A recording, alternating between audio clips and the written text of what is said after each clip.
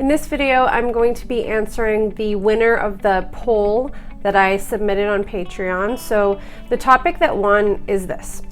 When everybody else is affirming, how do parents keep their child's option to desist open without becoming the bad guy because they're not affirming? Of course, this is a very complicated problem, and in some ways it's also an old problem. So I'm going to start by saying that every family really needs to remember there's no simple blanket solution that you can apply indiscriminately to all cases. Each family is different, each teen's different, and so please use your own intuition and judgment as you watch this video and think about your family situation and your child's needs. There are a lot of suggestions here that will depend on the bonding connection you have with your child in terms of how successful the outcomes will be. So I'm going to include some additional resources at the end of this video in the kind of description section that you can draw on after you watch it and try to figure out how to navigate your role as a parent, especially during a time when childhood transition is seen not only as justified and permissible, but in a lot of ways it's seen as a necessary act of love of a supportive parent whose child is questioning their gender. So it makes things really complicated. Let's start by looking at what's going to be included in today's video. So again, this is a really old problem. Setting limits with teens is nothing new, but we're going to discuss how our current social landscape has complicated matters. I'm going to talk about what this is like from a teen's perspective in most cases, and that will help us figure out how to go about setting limits and how to stay out of the bad guy category. And I'm going to discuss using meta conversations that can ease some of the tension around the inevitable role of being the bad guy sometimes when you have to set limits for your kids. And then I'm going to discuss some do's and don'ts of setting limits with your kids that might help ease some of that tension. Just to kind of share this, I'm not going to be discussing how to set specific limits or what specific limits to set. That's been addressed in the boundaries video. And again, this should really be determined on an individualized basis per family, depending on their needs, the relationship with their child's age, and what the child is requesting. All right, so this is not an old problem, right? I think all parents, no matter what generation they're from, can relate to hearing, but so-and-so is allowed to do it, right? So, kids always try to push on some of the rules and boundaries at home and use their friends and their relative freedoms to try to justify that. And it's also part of a parent's job to set limitations. So this conflict between parent and child about limit setting and being the only kid who's not allowed to do something, that's a really old story. So in some ways it's comforting to know that this is a developmentally normal and healthy part of parenting a teenager and for the teenager trying to gain some independence from parents.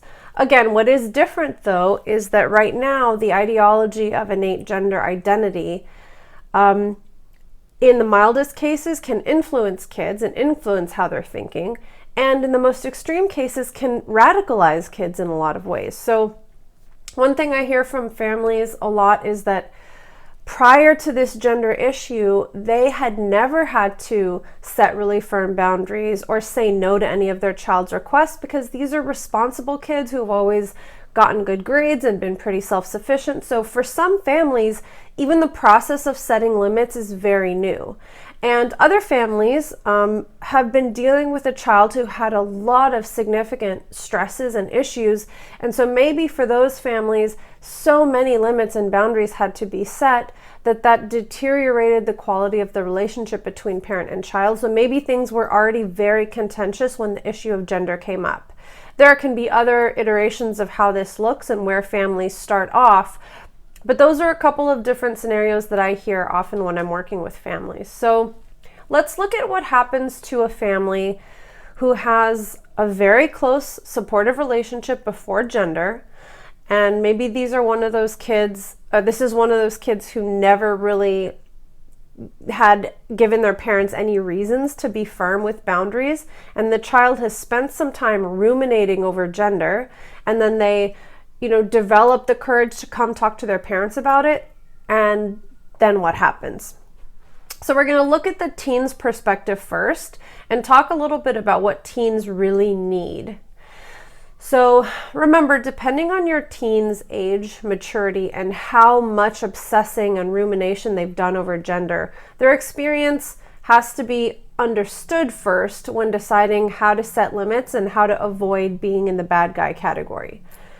Some kids are in a state of flux and confusion and questioning. So they might be in a stage where they're trying on different gender pronouns to see what's comfortable. I'm using air quotes because this is a lot of language that comes from kind of LGBT mainstream information that kids are getting. So if they're in that stage where they're actively questioning and they haven't landed on anything firm, if you respond by shaming their questions or making them feel silly for even asking those things, it's kind of dismissive, and that type of shame might end up causing the child to take all their gender questions underground until a later point when they're maybe out of the house, or they can kind of explore that with impunity. So it's important to remember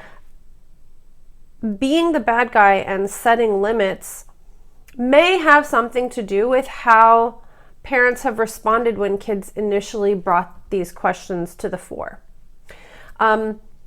It's important to respond in a way that still supports the child, but not necessarily the identity. So again, from the teen's perspective, having their questions, for example, be validated without affirming literally the conclusion they're drawing is a really good way to stay on their good side and stay engaged with them if they're in this questioning phase. Now let's look at another kind of kid. So this kid may be experiencing a tremendous amount of psychological pain, and they've landed, let's say, at least outwardly, very firmly on the identity they feel. And so for this kid, let's try to imagine this identity feels like a beacon of hope in an otherwise painful existence that they were living up to that point.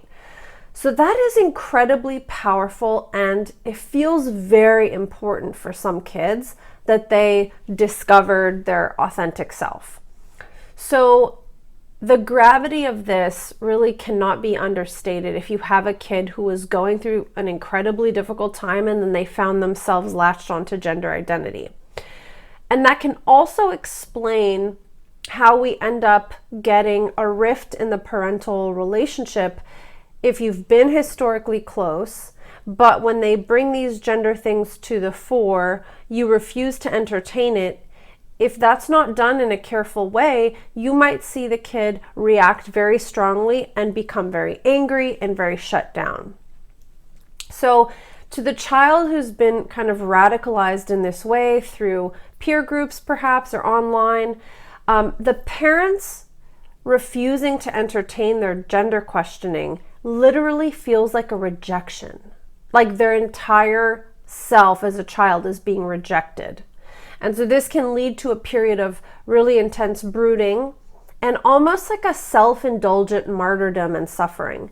Now, adolescence already tends to be quite self-indulgent, but this can really exacerbate the problem. And in cases like this, it's really important for the family to actively prove to the child that they're not rejecting them. And in these cases, families have to work really, really hard to regain their status as like a place of solace and a place of reprieve for the child. So remember, no matter how recalcitrant or angry or depressed your child is, they're a vulnerable young person, and through no fault of their own, just due to their own level of maturity, they are not able to defend against the powerful force of really seductive ideas like this. So it's important just to remember not to shame them or even try to argue with them or debate them out of that. You have to very, very lovingly stay calm and remain pretty sober about what's happening so that you can give kids what they need.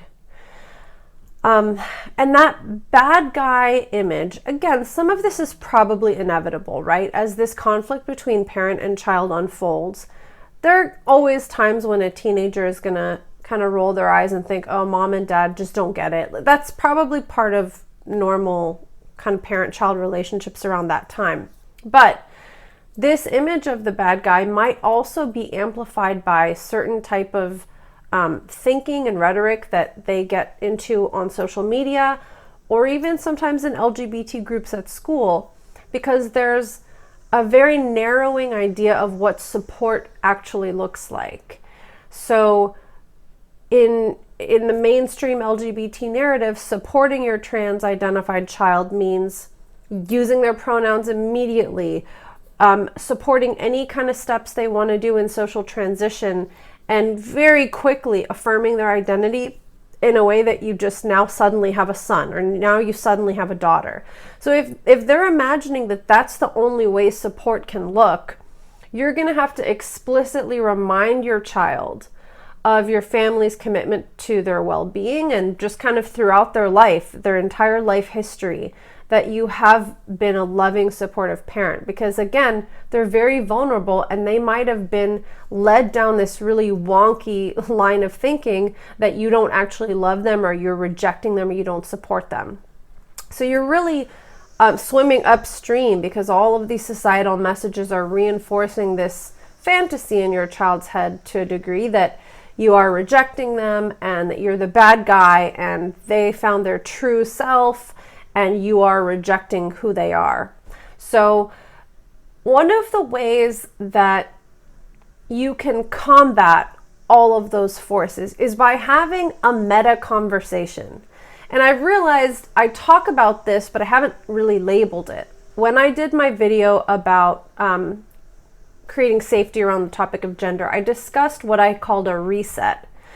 And the reset is another example of a meta conversation, where basically you are bringing to light the truth of the dynamics that have unfolded so far, and you're trying to kind of carve a different way forward. So in this example of a meta conversation, specifically around being a bad guy, you want to make space for the difficulty that is inevitable for all parties involved. So it's kind of like giving a disclaimer. The reality is that when your child is questioning their gender, that's really hard for them, because this is very important to them and it feels really powerful. But it's also hard for you guys as parents, because this is new and this is the last thing you expected. And if you can just kind of lift up the fact that this is not easy, and we're going to need to be patient with each other as we have difficult conversations that may not always go perfectly smoothly.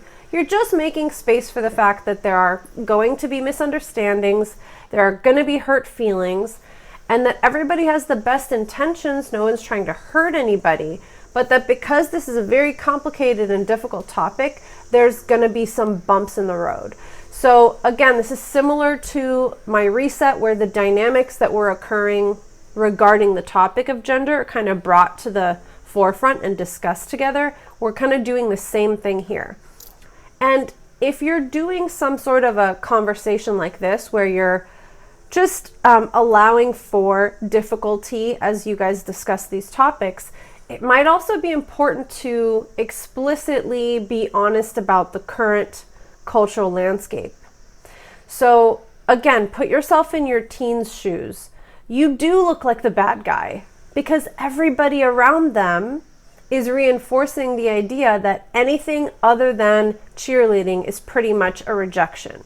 So you literally look like the bad guy. And frankly, if you were a teenager in 2019, don't think that you would be so intellectually or spiritually superior that you wouldn't fall prey to this. I mean, I think we all could easily find ourselves in this same exact position if we were a teenager right now. So you have to be empathetic to that.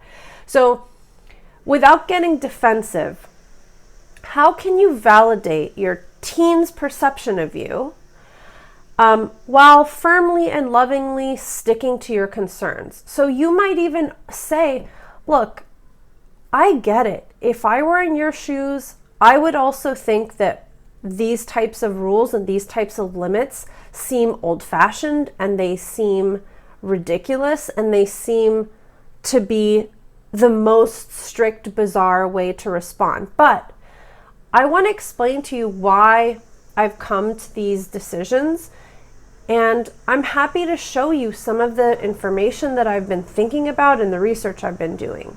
So you're also messaging to the child two things. Yes, I get where you're coming from, and also this isn't haphazard and this isn't just random. And if you have been able to stay relatively neutral and calm throughout, then you have more leverage to say, this isn't a panic-induced reaction. The limits I'm setting are not just some kind of paranoid, fear-based overprotection. There's legitimate reasons why I'm thinking through all of these important things, and I've come to set these particular limits, and here's why, and you can offer to talk with them. It's important to remember in those moments, you don't want to go on some sort of alarmist rant about how dangerous transition is. You don't want to kind of inflate your panic. You want to be calm and make space for multiple important things that are going on, including the fact that your child is naturally seeking to figure out who they are, gain some independence, and that you want to honor that, but also you want to explain why you've set the limits you've set. And this can look different for each family. I think the language and the specific words you use are not as important as your tone and conveying thoughtfulness, conveying openness to your child, and conveying that, you know, you're essentially kind of on the same team. Your job is still to set limits, but you're thinking about their well-being and the fact that they are trying to figure out who they are as a person and seek out a way to feel okay in their body. Okay, so we're going to move on to some don'ts of limit setting. I'm going to address a lot of the do's in the next section, so if things feel a little bit incomplete, just bear with me because I'm going to talk about do's in the next section. All right, so the first don't. When you're presented with a new demand or a request, especially if it's kind of sprung on you out of the blue, don't just snap to a no right away. Actually buy yourself some time and take a few moments privately on your own, sit down with your partner, your husband or wife, and come up with a thoughtful response that, again, takes your child seriously and also sets limits that you think are appropriate.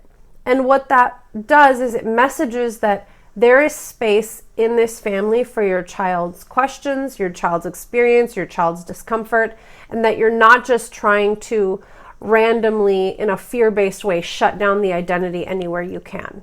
I'm going to link to a really great piece that Lisa Marciano wrote about this, and I'll be discussing it a little bit more in a later section of this video. But basically, you can make space for the child's questions and take them seriously without taking them literally or agreeing with their identity. Another thing not to do is not to focus solely on medical risks. And this kind of goes back to that wanting to avoid being too much of an alarmist or being totally panicked or being inclined to use fear-based arguments with your child. Because remember what they believe. They're a teenager, first of all, so they're not thinking long-term about a risk that's 10 years down the line. They believe that they have found the true answer for everything going wrong in their life, especially at the beginning. I mean, a lot of times once kids get a bit older, they realize they had an inflated idea of whether or not transition was some kind of magic solution. But especially at first, they think they've found the one true solution that's going to make everything better. That's powerful. So if you just focus on medical risks, which statistically speaking, I mean, you have a medical risk. I hear kids say, well, you have a medical risk when you take Advil. Like, to them, that's the equivalent. So it's not going to be effective to just talk about medical risks because that's not what's motivating them right now. They're trying to either escape pain or assert who they are as a person, or find an in-group. So we'll talk about that when we talk about validating the impulse. But don't just focus on panic and fear-based responses. Don't just bombard them with detransition or videos right away. You want to remember that they are coming from a different perspective, so how can you make space for that? Don't just say, well, just because I said. I assume most of you are not doing that, but that's not going to help get any kind of buy-in or collaboration from your child if you give a blanket statement like, no, you're not doing that just because I said. You don't want to argue with your children or dismiss their thoughts or opinions or feelings. I think this can be really challenging because if kids have spent a significant amount of time getting kind of radicalized and in groupthink, and they're saying things that seem so incongruent with what you know about them, it can feel very much like a reflex to say, what are you talking about? That doesn't make any sense. But they are fragile and vulnerable. And so if you respond like that, again, they're going to take their gender questions and go underground with them. And most likely, they're not going to really engage with the good points you're making. They're probably going to throw up a wall of defenses. So it's really important not to just dismiss their feelings or thoughts. And this is, of course, is also true when setting limits. If your kid says to you, well, I want to change my name because it would make me more comfortable. Don't just say, what are you talking about? Like, how do you expect that would make you more comfortable? Actually slow down and engage with what they're saying. Even if in the back of your mind, you don't think it makes a lot of sense, engage with what they're saying because this is what's true for them right now. That's what they're experiencing. And lastly, don't get intimidated or manipulated. Unfortunately, a lot of young kids realize that they have a great amount of power if they make certain threats.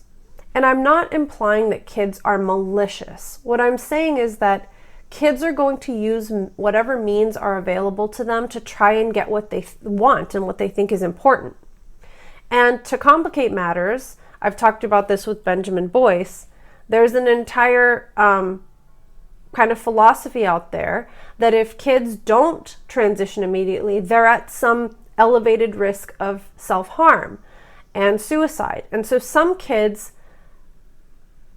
start to believe that. It's not just that they're manipulating their parents with a threat, they also start to believe that. So either way, what that tells us, if a child is threatening suicide or threatening self-harm, it tells us that that needs to be taken very seriously, but not in a way as to capitulate for whatever they're demanding, in a way that says, okay, you're really a risk to your own self. We're going to take this seriously and treat this first, because obviously you're not in a good place to be making important decisions about your, binding or whatever the request is. So get them treatment. Either it might be hospitalization, it might be an intensive DBT program, it might be a somatic therapy, whatever the case is, take seriously what they're saying and address it in a way that you would address that if there wasn't a specific demand being placed on you.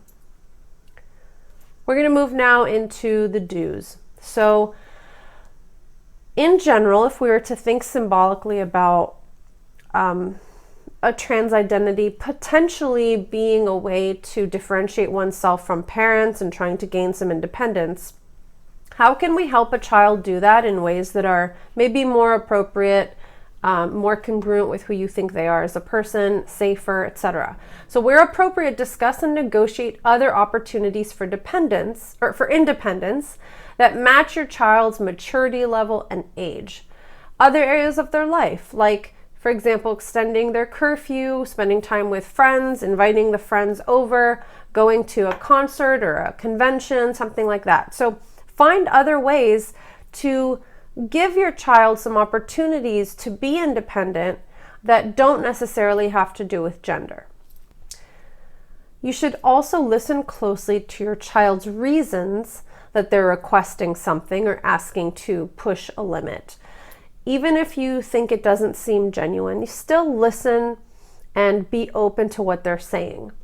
If you can stay curious, that will help you to take the request seriously without taking it literally. So again, if we were to look at this more symbolically, that way you don't need to get attached to the literal form that this is taking. So for example, you don't need to get hung up necessarily on whether your child is actually a very masculine girl or a very feminine boy. What you want to do is you want to ask, is this them trying to seek out differentiation, independence, asserting themselves? Or, in maybe a darker way, is this an attempt for them to get rid of something they hate about themselves or purify themselves in some way? So that way you don't have to get stuck on the specifics of the gender and the way that's presenting.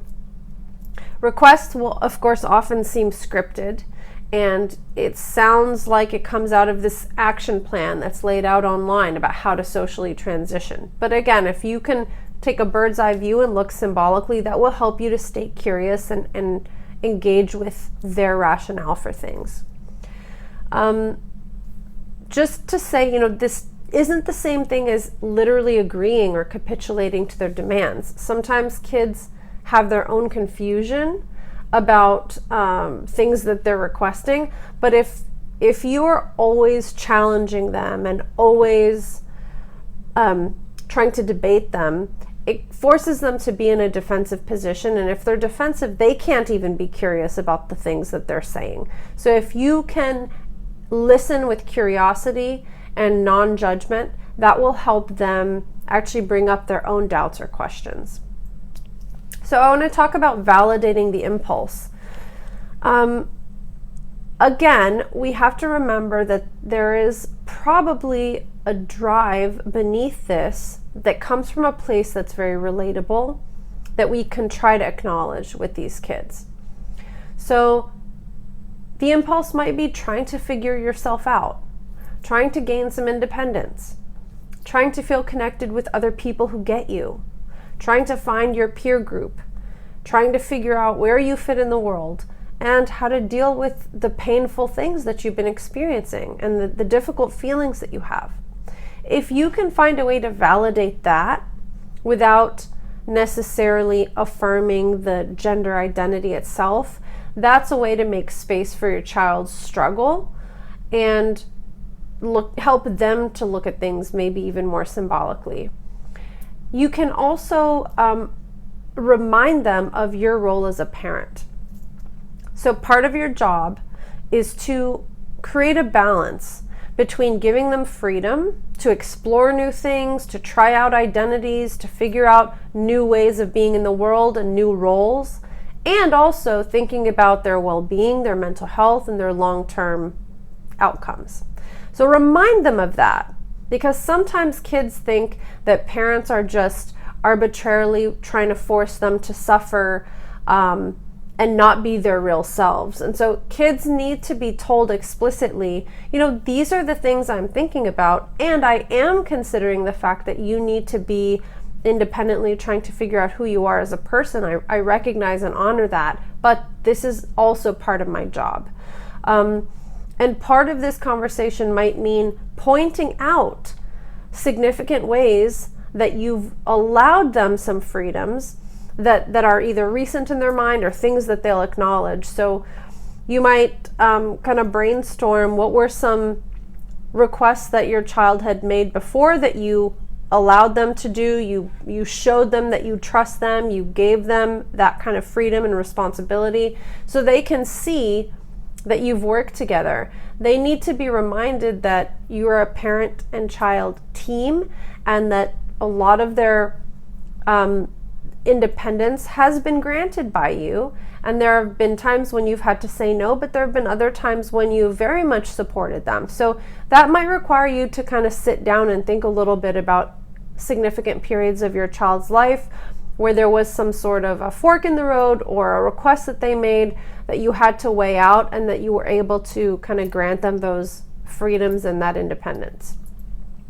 Again, explaining your rationale, this is another do of setting limits. Explaining your rationale is very important. This is kind of The other side of the coin for parents who might say, just because I said so, no because I said, or no because we don't do that. You want to explain why. Another rationale that parents really should try to explain, some of this is hard because teenagers have a natural aversion to discomfort, but the importance of discomfort.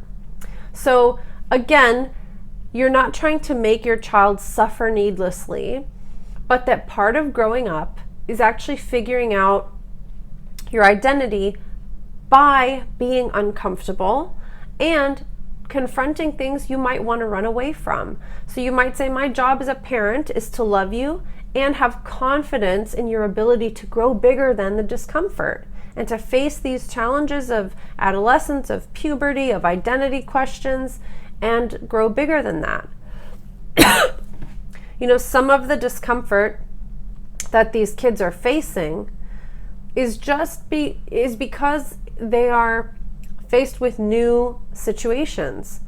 An example I've been kind of thinking about, when it's a kid's first day going to school, like in kindergarten or pre-K, most likely, if you were anything like me, I was terrified to go to school. I was terrified to leave my mom.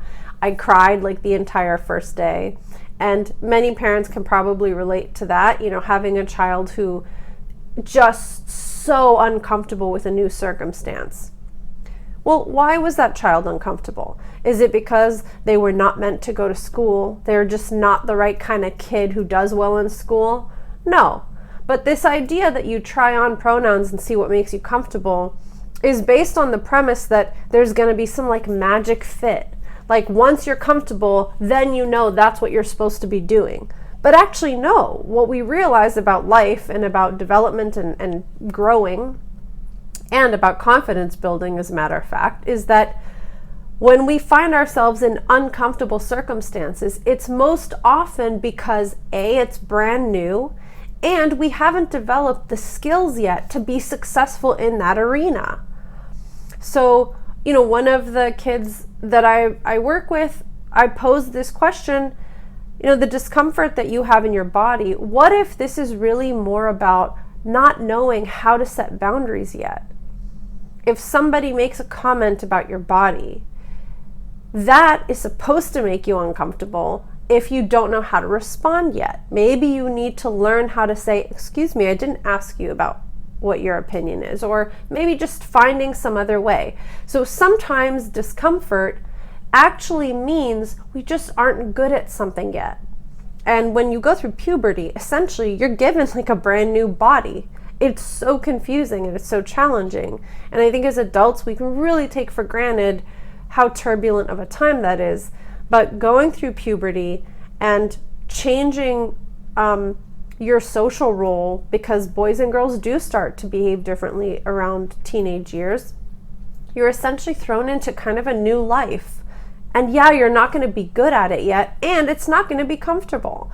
So the importance of discomfort in developing your identity, actually, and developing resilience and developing skills and developing boundaries and self-confidence, that's a necessary part of it. So this mining around for where we're comfortable and then staying there is not actually how a healthy person develops and grows up. There are times when maybe you don't want to push someone way out of their comfort zone too quickly. That's possible. But it is not a healthy approach to just stay wherever you're comfortable, because that means you're going to get stuck and you're not going to grow and you're not going to learn how to successfully deal with situations that do make you feel more confident. That's a great rationale to explain to your kids too. How does confidence actually develop? It doesn't develop by only doing what makes us comfortable all the time. It develops when we face things that are actually quite challenging and we figure out how to get better at it. And we accept the fact that things hurt sometimes and things feel uncomfortable sometimes. Another rationale that you might explain is addressing what we talked about earlier regarding the current cultural climate that we're in. So if you're validating, like, look, I get it. Right now, I do look like the bad guy. I understand why you think that. But just because something is commonplace and you see it happening all around you, it doesn't necessarily mean it's a good idea. So you might explain to your child or just talk with your child about the fact that we often get led into very strange places. And right now, there's a lot of conflicting information about the best way to help a child with a gender question. And even though the only information they've seen says affirm the identity right away, support their pronouns, blah, blah, blah, there's actually a whole other controversy around this. And you have good reason to think maybe that's not the best way to support. Not that you shouldn't be asking those questions, not that you shouldn't be wondering about your gender, but in terms of my reasons for setting these limits, I have researched this and thought about this, and here are my reasons why. So just because it's happening all around you and you have friends who are transitioning and friends who are getting top surgery and testosterone, I know it's tempting to just follow down that path. But I have a good reason to think that that may not be the best option. And frankly, what you're asking of them to slow down and really think about all of these kind of complicated issues, it's not easy.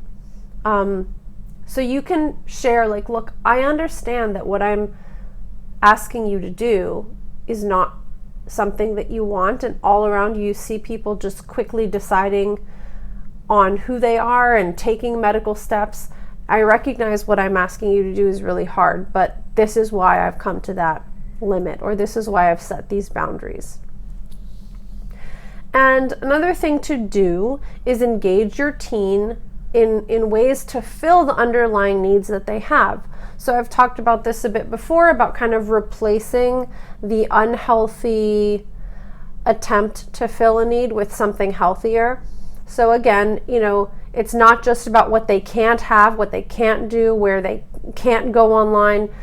It's about finding ways that are healthy and safe, that help them have all their options open, and finding ways to help them engage with that stuff. So if it's a social issue, try to help them find some kind of peer-related activity, whether it's like an art club or some kind of camp or after-school activity, finding ways to fill the needs that are healthy and appropriate.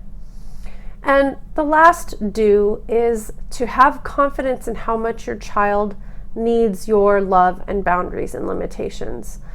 I know that for some parents, it can be so challenging to be in this position, and for some people the impulse is just to disengage because they feel like, well, there's so much conflict here, my child's saying they hate me. And I just want to encourage you to remember, children are not to be taken literally all the time. A child saying, I hate you, I never want to talk to you again, you're ruining my life, is maybe a way of saying, I feel really misunderstood by you.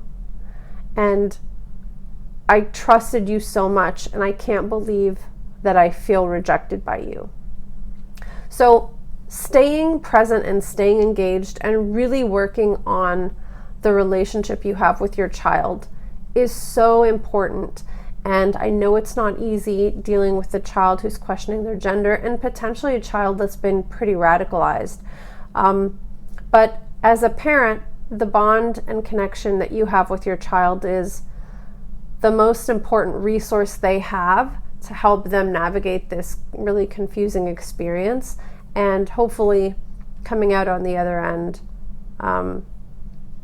in a way that is safe and stable and healthy. So that's the video of my second poll. I thank you all for voting, and I'm going to be making a video about parenting a natal male child in the next couple of weeks here, so keep your eye out for that.